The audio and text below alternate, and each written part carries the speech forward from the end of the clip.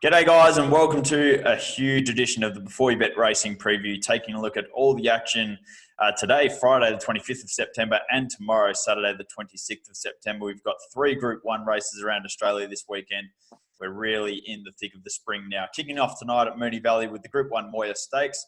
Tomorrow at Rosehill, of course, with the Group 1 Golden Rose for the 3-year-olds, and at Caulfield with the Group 1 Underwood Stakes. I'm your host, Tim Geers, joined as always by Trent Crebbin. We're brought to you by PlayUp. Trent, an exciting weekend ahead, kicking off tonight at the Valley.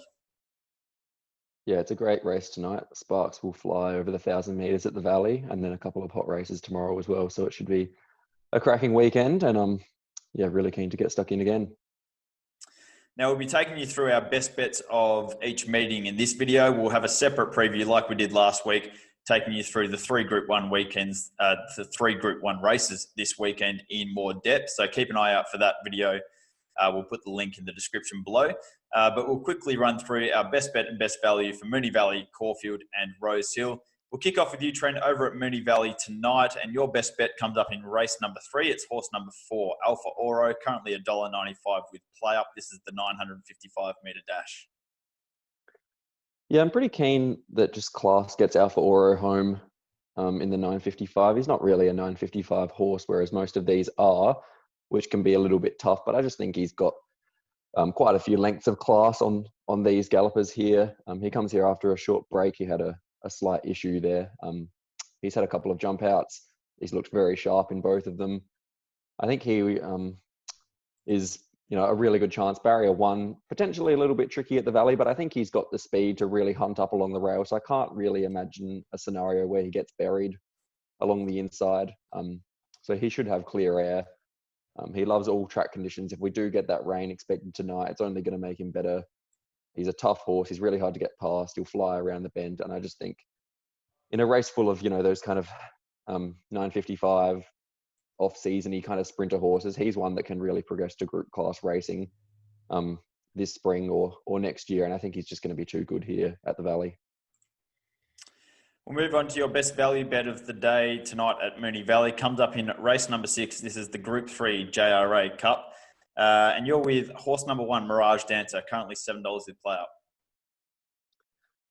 Yeah, I found this a pretty open race, the JRA Cup. I thought Mirage Dancer was a very good chance each way if you are inclined that way. He ran first up in the Heatherly at Caulfield over 1,700 metres with 62 kilos. He is a classy horse, so does have to carry big weights a lot of the time. And I thought he ran really well. He settled midfield, ran on very well for 7th, only beaten just over 2 lengths there. Second up last prep over 1,800 metres at Caulfield in the Peter Young. He ran a brilliant race just behind Kingswell Dream, finished ahead of Regal Power and ran the fastest sectionals of that race coming from near last. So I think second up, he's definitely going to improve. He's the clear class galloper of this field. He's placed in a Caulfield Cup. He's got some very strong overseas form.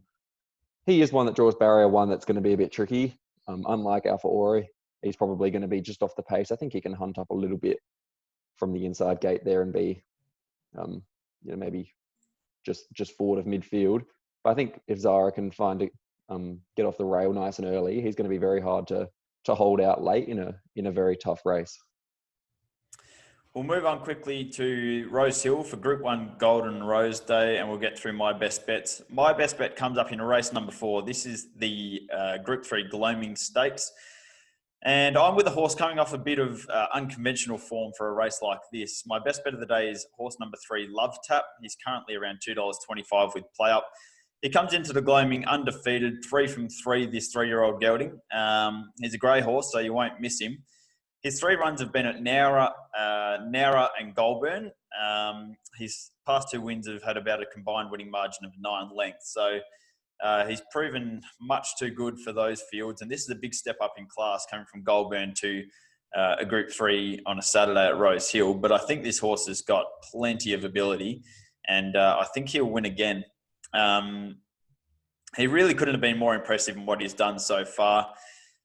He's trained by Richard and Michael Friedman. The stable's flying, draws barrier 1. Nash Willer takes the ride. Nash, of course, rode him as the $1.07 favourite at Goulburn last start.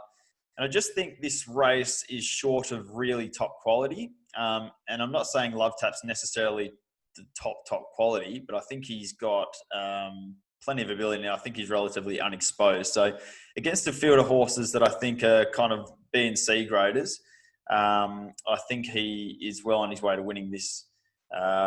Gets every chance, Barry won, as I've said. So he's my best bet of the day. Group 3 Gleaming Stakes, horse number 3, Love Tap, currently $2.25 with PlayUp.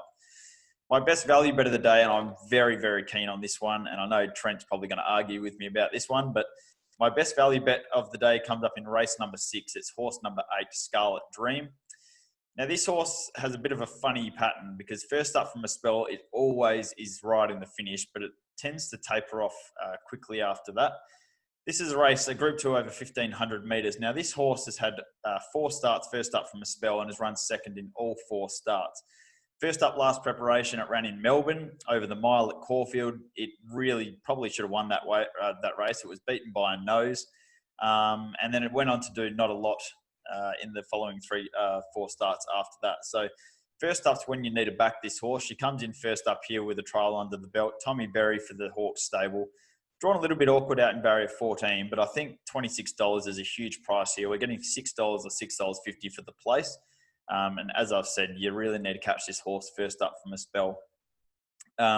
If you go back through all of her first up runs, as I said, she was beaten a nose at Caulfield last preparation. Prior to that, she was beaten 0.2 lengths at Randwick over this distance.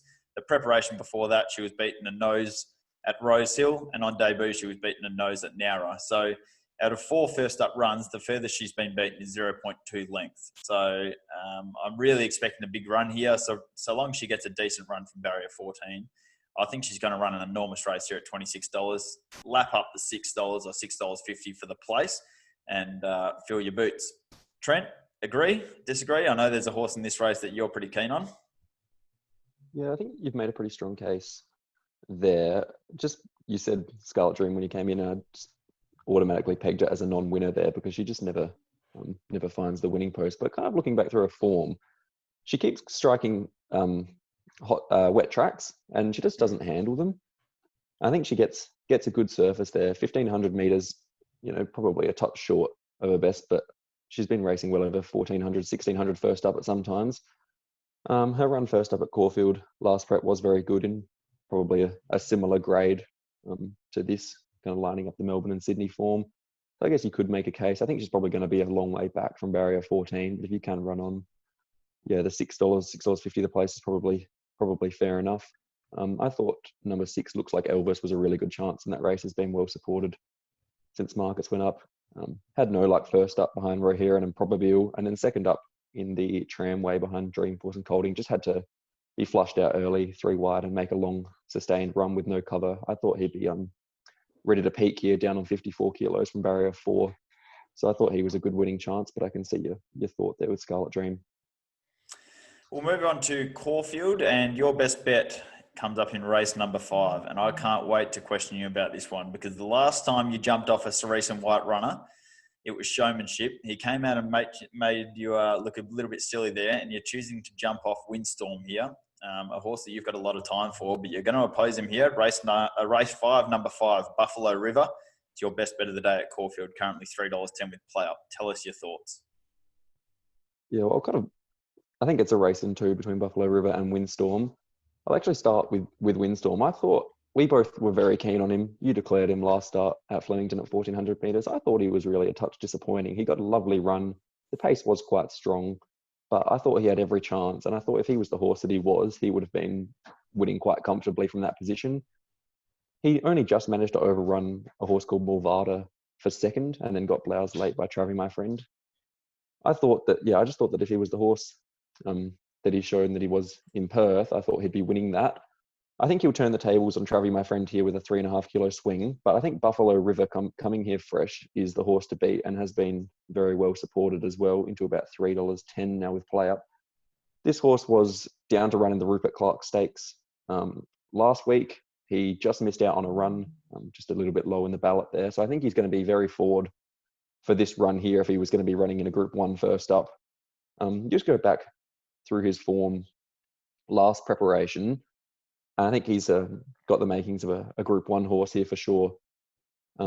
He's unbeaten in Melbourne, had the one run in Sydney where he just from all reports, just didn't handle the travelling there and just didn't put in his best there. But first up, last preppy race at this track and distance with 60 kilos, had to do a stack of work. We know that the 1400 metre Caulfield start is very difficult.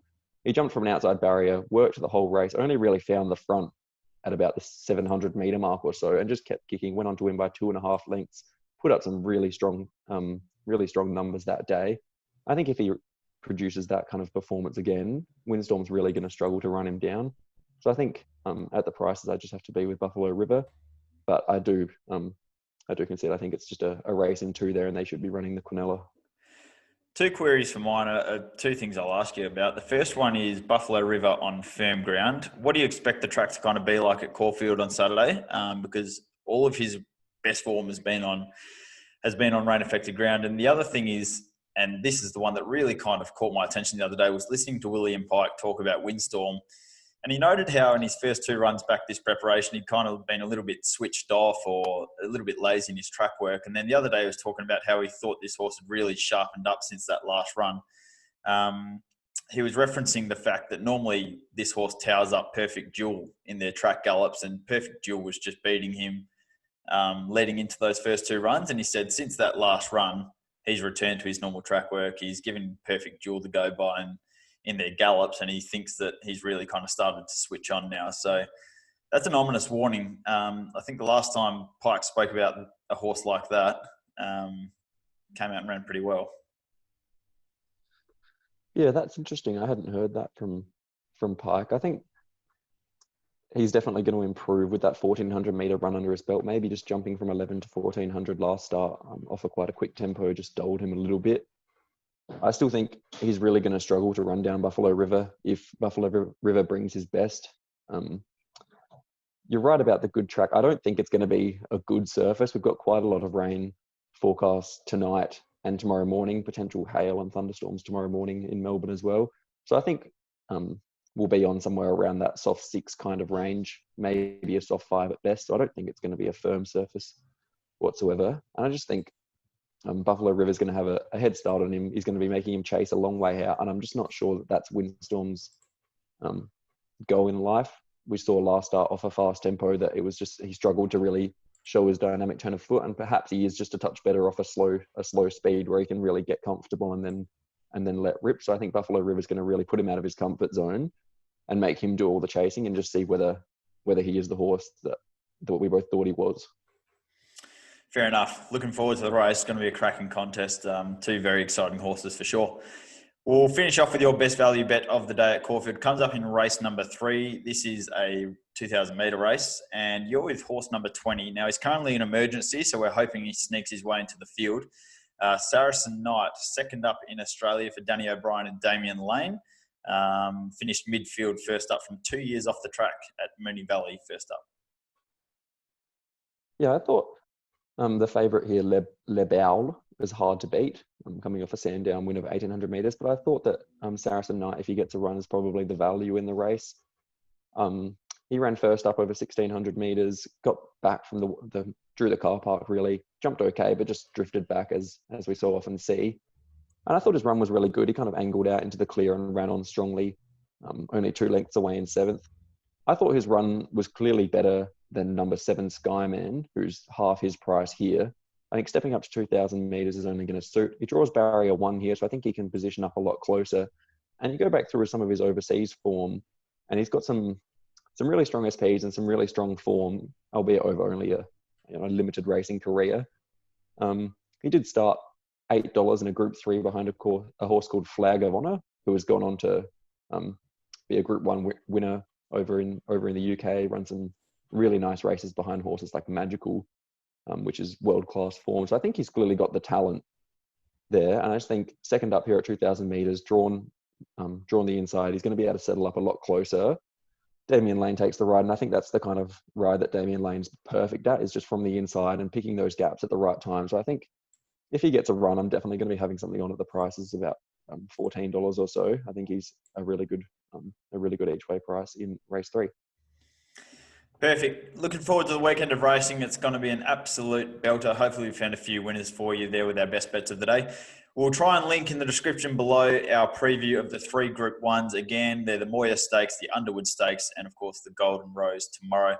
Going to be a cracker. All of our content and all of our previews can be found on beforeyoubet.com.au. You can find Trent's race by race preview of Moonee Valley. It's already up, and we'll have our previews up for Caulfield and Rosehill tomorrow. Have a great weekend, guys. Best of luck, and hopefully you can find some winners.